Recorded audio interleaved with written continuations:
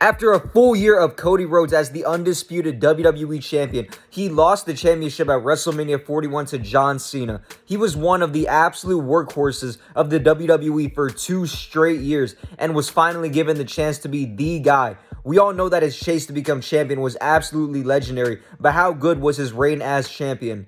After losing his first shot at Roman Reigns' championship at WrestleMania 39, Cody Rhodes had to rebuild himself over the next year. He had feuds against the likes of Brock Lesnar and the Judgment Day. At Royal Rumble 2024, Cody went back-to-back and won the Royal Rumble for the second straight year. After the match, his intentions were clear for WrestleMania as he pointed to Roman Reigns, signaling he was coming back for that championship.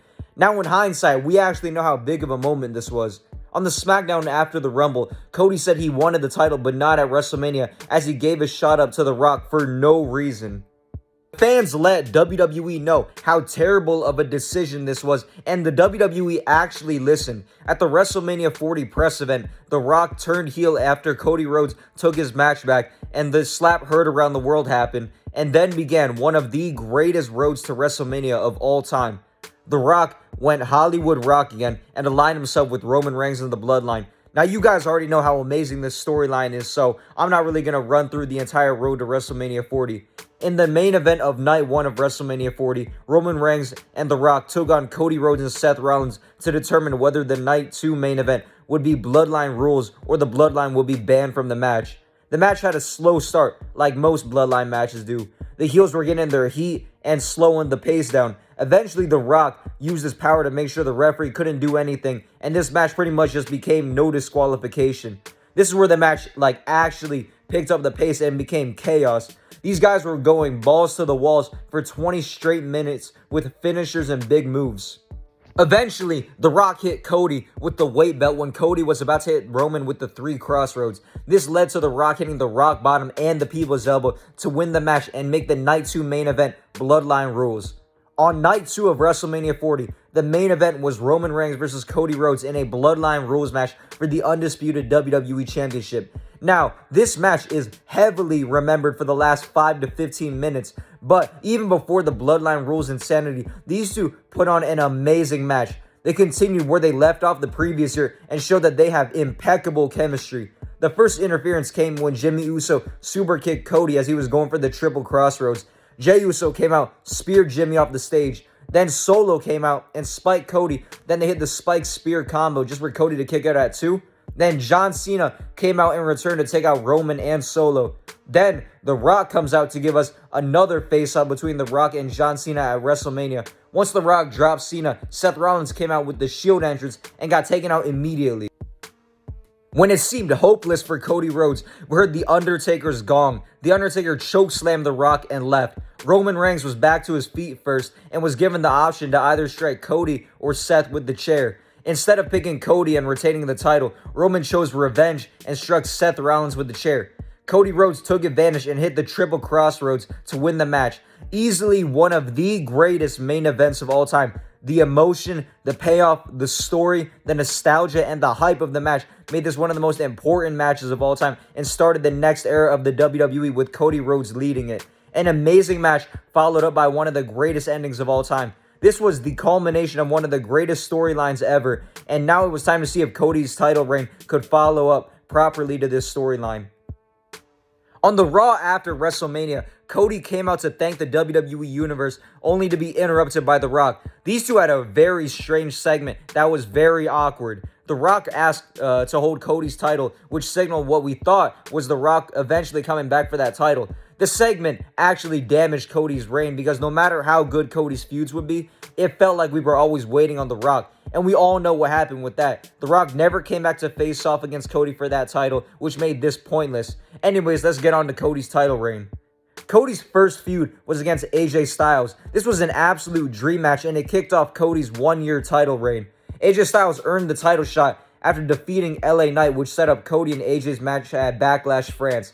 They had a contract signing a few weeks before the show where it was relatively respectful. When they had a one-on-one promo the night before their match, they went back and forth. Cody showed AJ respect to his career, but AJ had hatred for the respect that Cody tried to give him. He talked about how Cody had the path laid out for him, being Dusty's son, and how Cody left the WWE when times got tough. At Backlash, these two put on one of the best matches of the year. So many great spots between the two, and they just had amazing chemistry. Constant action with phenomenal technical wrestling. To add on to this match, it was in front of arguably the greatest crowd in pro wrestling history in France. The crowd was loud all night, singing and chanting. All the moves in this match were so clean and the sequences meshed together so well. At the end, Cody won. Such an amazing match to start off Cody's title reign. This was possibly Cody's best match of his entire title run, and it was AJ's first true classic in quite some time. After this match, Cody had a one-off match against Logan Paul at King and Queen of the Ring. There wasn't much of a story besides Logan Paul just being given a title match. The match was solid, pretty entertaining, but the most memorable spot was definitely Cody bringing out the Vertebreaker. It was kind of crazy to see because this was like a banned move in the WWE, and it happened to be Logan Paul taking the move from Cody.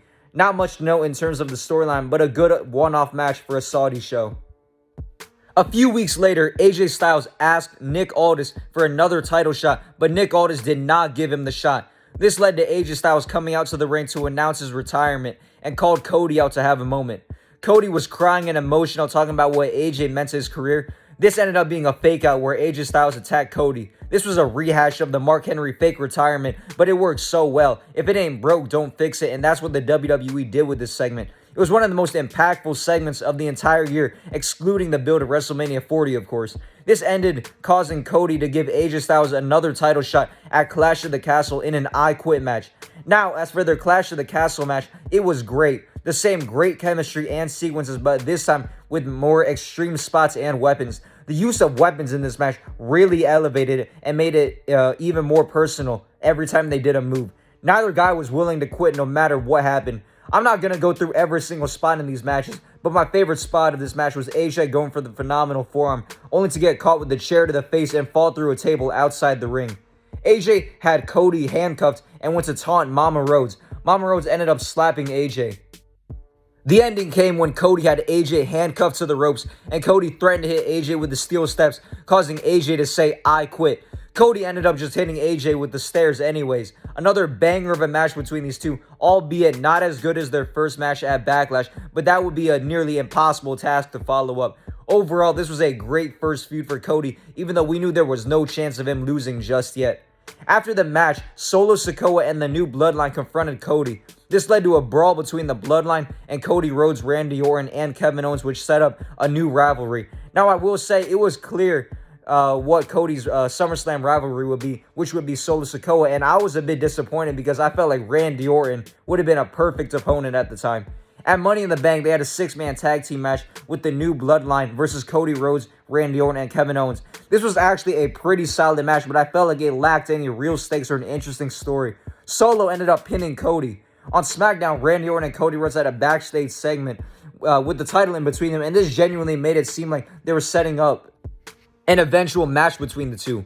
Afterwards, Cody and Solo Sikoa set up their match for SummerSlam. Leading into SummerSlam, there were constant brawls, with the story being Cody not being able to get the better of the New Bloodline and Solo Sikoa. The match ended up being Bloodline Rules. Now, the match itself was honestly alright. They did the Bloodline Rules interference spots to do a mini version of WrestleMania.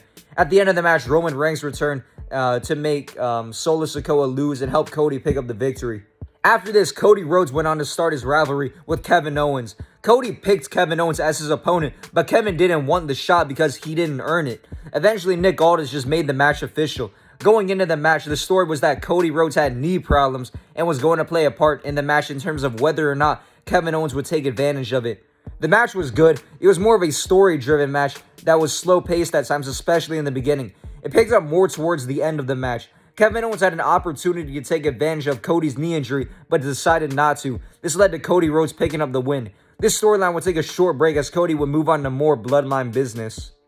On SmackDown, Roman Reigns tried attacking the Bloodline and taking back the Ula Fala. The Bloodline got the upper hand and put Roman through the announcer table. Solo Sikoa wanted another shot, which then set up Cody Rhodes versus Solo Sikoa in a steel cage match. Even though I wasn't too interested in the story, this was actually one of the best steel cage matches I've ever seen. It's one of Solo's best singles matches. After Cody Rhodes won, Roman Reigns came out to help Cody fight the Bloodline off, which showed that these two were eventually going to work together. This set up a tag team match at Bad Blood between Solo Sikoa and Jacob Fatu, and the insane tag team of Cody Rhodes and Roman Reigns. Cody and Roman had a cinematic promo in a football stadium where Cody asked for Roman's word that he'd have his back. Roman said Cody was standing in his way in life. In the main event of Bad Blood, we got Roman Reigns and Cody Rhodes versus Solo Sikoa and Jacob Fatu. A pretty good tag team match that ended with Roman and Cody winning. At first, it kind of felt weird that this was the main event over the insane Hell in a Cell match between CM Punk and Drew McIntyre, but we soon found out why. After the match, the final boss, The Rock, made his return and made it seem like he wanted to go either for Cody's title or go after Roman Reigns. Turns out that this segment was absolutely pointless because it went nowhere and The Rock went off and disappeared. This should not have been the main event, and it makes it even worse looking back on it now that we know The Rock just left and wanted to make a one-off appearance.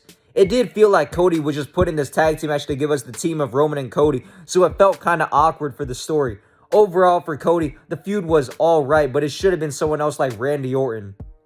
After Bad Blood, Kevin Owens attacked Cody Rhodes in front of his tour bus off camera. It was crazy that they pulled a heel turn like this, where they used the fans to capture the video and spread it on social media. Kevin Owens then attacked Randy Orton, which led to them brawling at Crown Jewel. Later on, Kevin Owens gave Randy Orton a pile driver to cement the fact that this is a different and more sinister version of Kevin Owens. Cody Rhodes and Kevin Owens then had an emotional promo where they went to war on the mic. It felt extremely personal, and adding in Randy Orton created more emotion and tension between the two. The two brawled multiple times leading into their match at Saturday night's main event. The match at Saturday night's main event was decent. It felt like a big TV or live event match. The most notable thing that happened was Kevin Owens hitting a pile driver on Cody Rhodes after the match. For the next month or so, these guys just kept brawling. At the next Saturday night's main event, there was a contract signing for a ladder match at the Royal Rumble with Shawn Michaels being the guest enforcer. Kevin Owens tried to hit Shawn Michaels with a pile driver, only to get hit by Sweet Chin Music. Their ladder match at the Royal Rumble was easily the best match of the feud and one of the best matches of the year. So many extreme spots and great usage of the ladders. For the most part, they didn't even try to grab the championship. They just focused on trying to hurt each other, which made the match feel so much more personal than winning a championship. The two most extreme spots were the Fisherman Buster on the ladder and the Alabama Slam through the ladder. Cody ended up winning the match following the Alabama Slam. Such a great match to end a great feud for Cody Rhodes. This is by far the best storyline of Cody Rhodes' title reign. Before Elimination Chamber, The Rock came back. The Rock called out Cody and had an extremely strange segment. He wanted Cody to be his champion, and he wanted Cody's soul. In exchange, The Rock would give Cody everything he ever wanted. Cody would give his answer to The Rock at Elimination Chamber.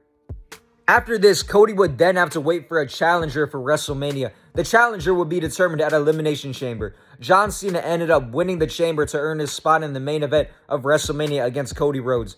Following the match, Cody Rhodes came out to congratulate John Cena. The Rock came out with Travis Scott and demanded Cody's soul. Cody told The Rock that he had already given his soul to the fans and told The Rock to go F himself. John Cena went to go hug Cody, but The Rock gave Cena the throat slit signal, and John Cena hit Cody with a low blow. John Cena, The Rock, and Travis Scott then went on to put the beat down on Cody Rhodes. You guys already know how monumental of a moment this was, but it was still crazy to see John Cena turn heel. John Cena's justification for this was that the fans had bullied him for 20 years and he did not care about them anymore. Leading up to WrestleMania, John Cena and Cody Rhodes had multiple promos where they dug into each other. Cody was actually able to hang with John on the mic. Each time they got physical, Cody stood tall, and John said that it did not matter who was the better wrestler because he wouldn't have to wrestle to beat Cody Rhodes, meaning that he was most likely going to cheat to win. Now, their match at WrestleMania was arguably the worst match of Cody's title reign. The match itself didn't need to be good, considering we have an older Cena, but the ending completely destroyed the main event. The Rock, who was the catalyst for the heel turn, was nowhere to be found, and we were left with Travis Scott being the reason that John Cena became a 17-time world champion. What a terrible way to end Cody's title reign. People say that this being bad was the point because John said he would ruin wrestling, but that does not excuse bad booking. I hated this, and it was the worst match of Cody's title reign. So how good was the title reign? I actually believe that it was a great run. It obviously wasn't as good as Roman's, and it was never going to be, but for what Cody had to work with, he did an amazing job. There's a lot of criticism over this reign, but I believe it is slightly overhated on the internet mainly. Cody had a lot of great matches, and his rivalries against AJ Styles and Kevin Owens were superb. The bloodline stuff was whatever. However, I believe what actually limited the title reign was The Rock. The Rock made the promise that he would come back for Cody's title, which made everything feel predictable because Cody would just win until The Rock comes back. The problem is that The Rock never came back for the title, so it just felt pointless while making everything else feel less important. Anyways, this was still a solid title reign. Let me know what you guys thought of it, and take care.